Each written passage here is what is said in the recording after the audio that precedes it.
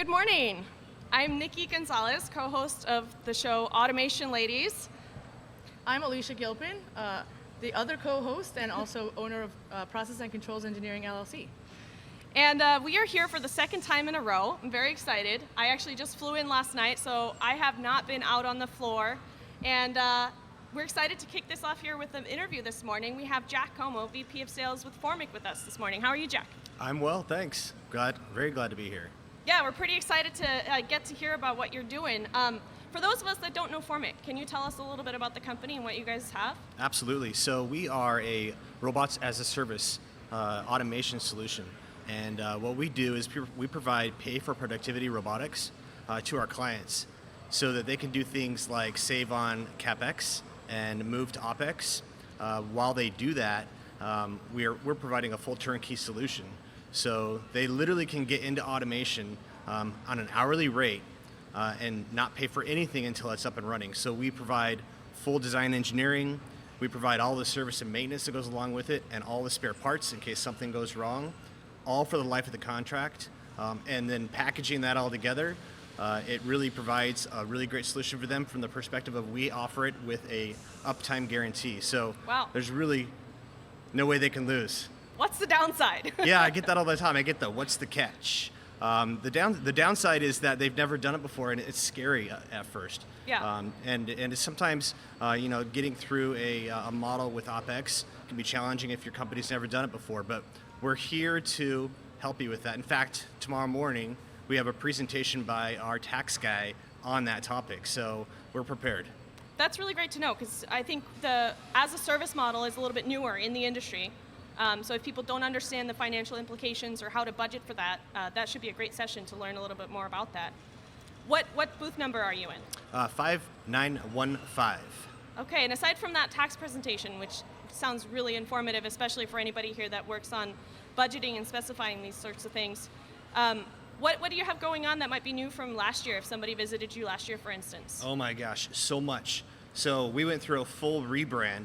So Wow. if you look at our Formic logo now, it's completely different than it was before, as well as our approach to the market. So we're really specialized in small and medium-sized manufacturing, the companies who need automation the most. It's really important to us that they are able to get into automation and succeed in American manufacturing. So we've really built our brand around that. And then secondary, we have a really new, exciting offering. It's a one-year contract on a fully built system at a very, very low price. Wow. So customers can get in with very little risk, get it started, try us out with very little commitment. Would you say that your offering is something that is great for companies that are just getting their feet wet with automation, or companies that are maybe far along on their journey and just want other options as well? That's a really good question. I would say both. So right now, about 90% of our customers, we're their first automation try. Wow. But the other 10% have been burned. So they often have something sitting on their floor that doesn't work, that they're scared of getting back into automation. And with us, they get the risk taken away because they don't pay unless it's working. And so it's a different approach for those types of clients. So it's both, really. Definitely. Well, one of the things I've heard, people that have been burned by automation, it can be one of two things or maybe many, but one is sort of not having that after support and maybe not having the workforce that knows how to support these in-house. So it sounds like your model kind of rolling all that in where you support that machine for the life, for as long as the customer is using it, right? They don't really have to worry about having the skilled staff to support the machinery. Absolutely. In fact, on every system we put a monitoring device on it, so we'll often know if something's going to go wrong before they do. It's doing all sorts of measurements on it. It's got a camera on it, so they can actually sit on their couch at home and look at their robot working if they want as well. So we're trying to be very inventive in ways of approaching this, ways that nobody's ever done before. So another advantage for us. Wow, I probably could come up with like 20 more questions on the spot for you right now, but I want to give my co-host Allie a little bit of airtime. What questions do you have, Allie, for Jack? Yeah, so my question is, can you compare yourself to your competition? I can. So I think from a competitive perspective, the real strength that we're bringing among anybody else is that we're working with the integrator network. So the integrators who are out there today who've been doing this for decades, that's who we work with. That's who we're buying most of our systems from. And so that's really important for the customer so they get a trusted source from the integrator and us who are supporting it from the front. What do you think is changed about the show from last year, coming from an attendee perspective? Is there anything that you think that, not just your booth, but people should really be looking for as they're walking the floor, including maybe coming by and talking to you guys? Yeah, I think certainly automation, robotics, everything in here is just becoming bigger and better. Everybody's getting really much better at it. A couple of years ago, it wasn't like that. And so there's a lot of really great engineering work being done, which excites us because we're not really building anything, but everybody around us is building stuff that we can use. And you get to tap into that for That's your right. customers, right? That's right. So we're here not only to let everybody know what we do, but also to see what everybody's doing so that we can offer new products. That is really cool. I love kind of being in that position where you're not necessarily competing with anybody here. You're getting to potentially partner with or work with any one of the technologies. And that was one of my big takeaways from the show last year. I don't know if you would agree, Ali, but we love to see all the collaborations. There are so many partnerships where you have technology vendors in booths with their customers or vice versa. So just in general, being in that position where you get to benefit from everybody else and then help your customers take advantage of that. Yeah. If somebody saw something in a different booth, would they be able to come up to you and be like, hey, can you help us do this kind of thing, but implement it within our company? Yeah, in fact, that happens a lot today. And it's not usually the client that's bringing us that, it's the integrator saying, hey, we have a client that they don't have CapEx. We've gone through the full design with them, but we can't get them across the finish line because they don't have budget. So they'll come to us, and the customer's like, wow, really? We can get this for X amount of dollars per hour? And the answer is yes, typically, unless it's something that we can't do, but that's pretty rare. So yeah, it's a really neat thing that happens. That's really exciting. Are there any particular demos in your booth that we should really make sure to come see? Can we come jog a robot or do something cool? Yeah, we don't have any robots in our booth because we don't want to give anybody special attention. Okay, gotcha. When you have a lot of partners, so you gotta play nice with everyone. We've got to make sure everybody's aware that we love them the same. Yeah.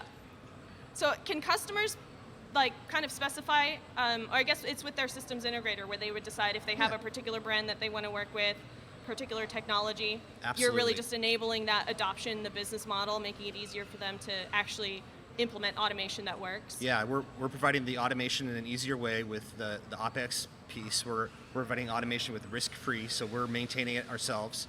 We're doing everything about it to make sure it's up and running. And then they get to enjoy the fruits of the reduction in labor or the reduction of labor costs, the reduction of operational expenses, the increase in productivity, all while we're maintaining it. That is really cool. Do you have any kind of cool success stories of a new installation or a first-time manufacturer that you could share with us? Yeah, so we have a client that we've been chasing a little bit around. It's a food company. They were here at the show yesterday. They stopped by the booth. We had a great conversation with them, and they said, you know what, let's just do this. And so we got the signed contract this morning. Nice. Oh, that's really cool. A lot of times at these shows, you feel like the sales cycle is so long that you have to come 3 years in a row for somebody to actually be able to, plan for that. Yep. So that's really, really cutting down on that sales cycle time as well, potentially removing the barrier of the CapEx Absolutely. and the ongoing maintenance. Yeah, we've seen, so in our sales cycle, we're sitting at 6 months at a max, sometimes even longer. But as soon as we started offering a simpler solution, easier ways for our clients to adopt it, and the shorter contracts, we've seen them within the quarter. So same quarter closes. Wow, that's pretty cool. Ali, from the standpoint of a systems integrator, what do you say about these sorts of partnerships? I think that's the only way to move forward. Definitely. I wish that the OEMs would do it too. Well, would you? I don't know that Jack okay. here wants more competition. I'm okay being the only one doing it. Bring it on, you say, right? One of the other things that we talked about, we hadn't planned on discussing it in this interview, and just FYI to those out here, just because we're automation ladies doesn't mean that we only talk about lady stuff. We actually are really into the technology, that's why we're here. But one of the challenges that our industry is facing, both the automation side and just manufacturing in general, is labor shortage, shortage of talent. And can you talk a little bit about, do you think company culture plays a role in attracting that talent? And can manufacturers maybe look at using a partner like you for implementing more automation? And then should they be looking a little bit at their company culture as well to attract, and maybe having more automation can help attract more people, right, to their company? Yeah, I absolutely agree with that. Culture is paramount in the success of any company. If they're not doing it correctly, then people won't want to come and they won't want to stay. And in the interview process that we conduct, we're very cautious about making sure everybody understands we have a really great culture. We're a very diverse company. We're almost entirely remote, everybody in our company. So we're really hitting on all the things that are important to people today and that they find value. And we do a great deal of listening to our people as well. We have a weekly shout out where we shout people out for the great things that they do, Nice. whomever they are, whatever they did, providing recognition.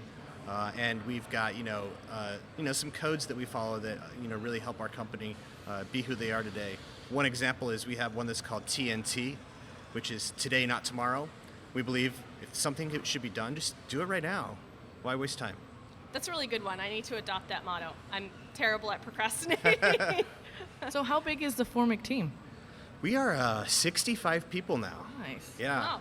When I joined 9 months ago, I think we were like 40. So we're growing really fast. And you guys have been around, what, since 2020? 2020, Right? yep. And then if I caught you correctly saying earlier, you actually found Formic at this show last year. I did. And you were not working for them yet. I wasn't. Correct. Are you guys hiring right now, and why should people want to come work for you? We are hiring right now. If somebody wants to come work at Formic, our VP of people is here for Okay. that exact reason. So she's walking the show, looking around for people who have interest in being part of Formic. So come visit us at the booth. I've got her cards and connection if anybody is interested. And how about systems integrators? Are you guys looking for building more partnerships? Always, yep. So Misa, who is our VP of partners, is here too, doing that exact thing. Very cool. So are they, remind me of your booth number again, and 5 anybody that's listening? Yeah, 5915. 5915. You're going to get to learn about the technology. You can learn about the Robots-as-a-Service model, or automation as a service really is maybe a little bit more apt, right? You guys don't just do robot arms, Correct. right? Yeah, correct. All kinds of automation. Yeah, pay for productivity automation. That is a really, really cool concept. And then if you're a systems integrator, come talk to you guys about partnerships. Please. And if you're looking to work for an innovative company that's doing something new and exciting and is focused on good culture, come talk to you guys as well, right? Did I sum that up? Absolutely. Wonderful job. Thank you. All right, well, thank you so much for talking with us. Yeah, I really great to meet appreciate you. it. You're welcome. We're pretty Thank you. excited to come stop by later on today and get to talk with everybody else. that you Come see us mentioned. at the booth, everybody. 5915.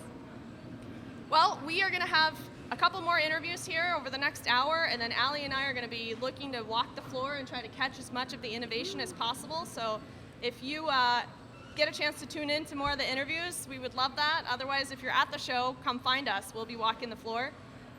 And if you're not here, definitely keep watching the streams and make sure to come next year, because you cannot miss this energy.